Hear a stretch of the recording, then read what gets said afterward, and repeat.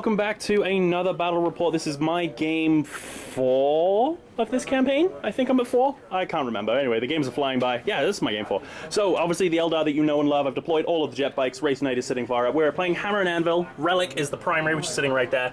And then we have one objective sitting in each deployment zone. I have all of my Warp Spiders currently sitting in reserve, ready for the Deep Strike. My Warlord trait allows me to re-roll any reserve roll, which is fantastic. And I am playing against Keith's Tau. As you can see, we've already done the infiltration moves just to kind of get it out of the way, but we've got some stealth suits hiding in there. Stealth suits here with Shadow Sun being all strategic at the back and whatnot, using meat shields. Kroots on the top, another Kroot unit hiding in here, and then we've got the cool formation where they pick a point on the battlefield and then they get to reroll failed rolls to hit, isn't it? Is it hit and wound or just hit? Hit.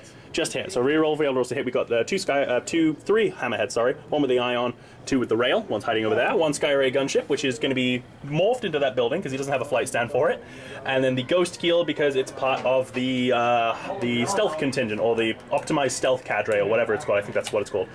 So I'm giving. I won the roll off, but I'm going to be giving Keith first turn. So we will come back at the end of Tau turn 1. Okay, end of Tau turn 1, we had a fair amount of shooting, which resulted in the Wraith Knight losing 2 wounds, taking a lot of firepower, and then a group of jet bikes did run off the ball. They took 1 wound from, I think, the Ion, the Hammerhead from the back there, and I failed my leadership check, so they're off the board. All in all, not too bad. I weathered the storm, and we will be back at the end of Eldar turn 1. Okay, so end of Eldar turn 1, fairly eventful. I moved a lot of my jet bikes around, as you do, and fired into the Kroot that were on top of the building. As you can see, they are no longer there. Wraith Knight also came and gave the stealth suits a little bit of a hug. They are now gone. He is fortuned and invisible, so hopefully he can survive the next turn. And then, in keeping with Eldar trickery, I turbo boosted over here and objective secured that objective. So I have scored 2 of my points. Keith did not get any of his, because his were to hold that objective as well as this objective. So, moving swiftly on to Tau turn 2. We'll see you at the end of that one. Okay, so end of Tau turn 2. We put a lot of firepower into the Wraith Knight, didn't quite do anything, and then this jet bike unit was taken out. However, the assault jump move from Shadow Sun's unit has already caused a casualty, and he does need to make a few extra dangerous terrain checks here. So, let's start with the 3 drones that we have right there. 3 drones. Oh, 3 1s! No, 2 1s. Oh, 2 1s? Oh, the Nurgle dice are really hard to read. That is a 3. Okay, so 2 1s and 2 drones dead. So these 2? Are either of them important? Or are they the same drone? No, these 2 are the same drones. Okay, so what's that? That's a shield drone. Okay, so roll a die on a 1, 2. Yeah, on a 1 or 2, it's it. Don't roll the scatter die. So it's a 6, so it's just one of the marker drones, so these 2 drones die. Okay, so then we have to roll, we're going to roll separately to the 2 fusions, so 3 guys, 3 regular dudes. So 3 regular dudes. 3 regular dudes are all fine. 2 fusions.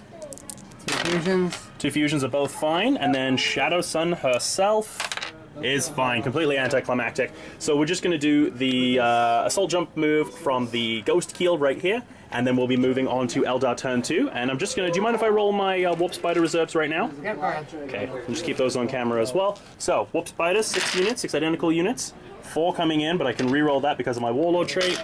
And 5 coming in. So 1 is staying off the table, 5 units of Warp Spiders coming in. We'll come back at the end of Eldar turn 2.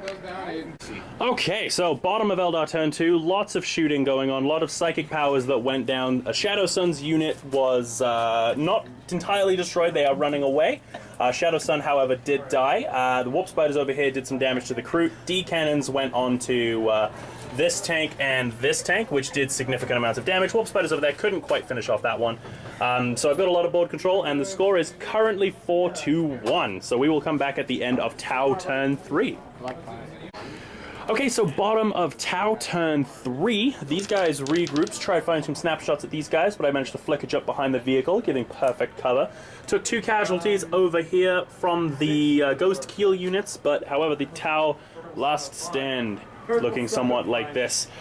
So the beginning of Eldar turn 3, this is what I have. My missions are to kill a unit, as well as to have 3 units in my deployment zone and none of his in my deployment zone. So a little bit more turtle than I want it to be.